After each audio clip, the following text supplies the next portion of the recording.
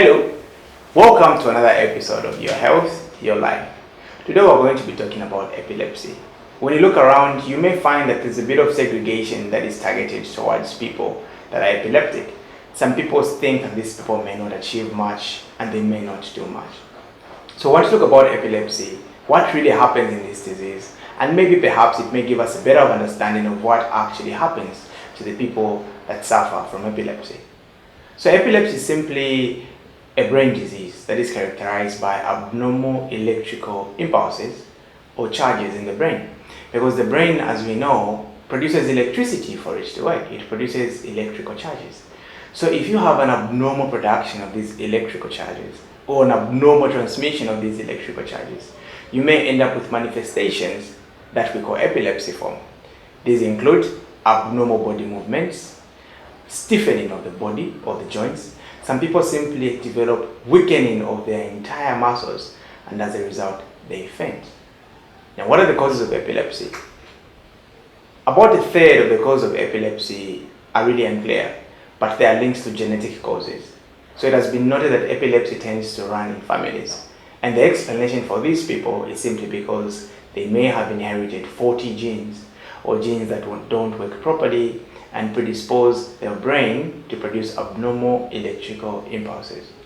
Apart from that, other causes may include brain injury, which you can get from brain trauma. If you hit yourself bad during an accident, you hit yourself in the head, that can give you epilepsy later on in life.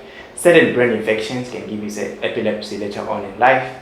Brain tumors can give you epilepsy later on in life as well. But those are just among the other causes of epilepsy. Otherwise, the vast majority of them are those that are linked to genetic causes.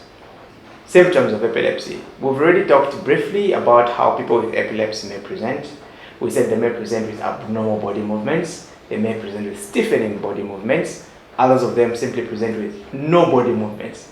By that we meant that their muscles relax, they lose strength, and these people just collapse. But I have to mention that there is another special form of epilepsy that we refer to as absent seizures. What are these absent seizures? Well, for these, they don't have abnormal body movements and they don't faint either.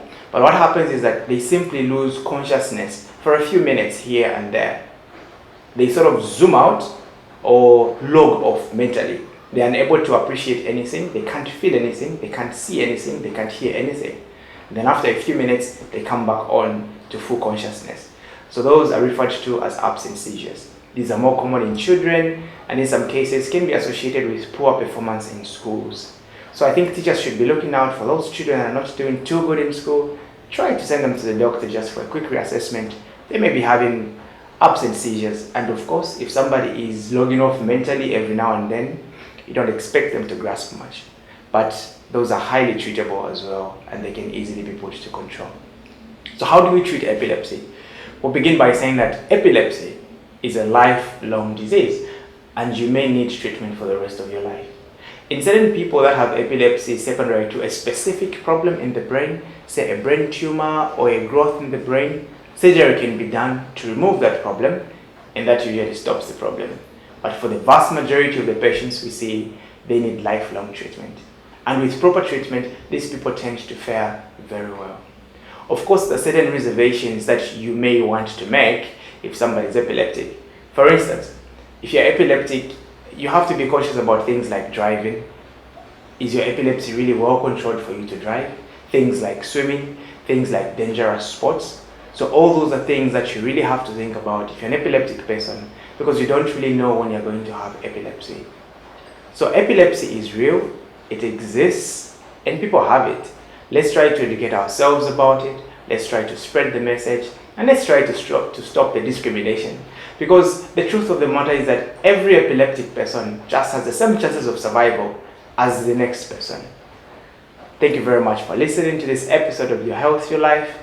For more content like this, do not forget to subscribe to our YouTube channel and please share the message. Have a lovely day.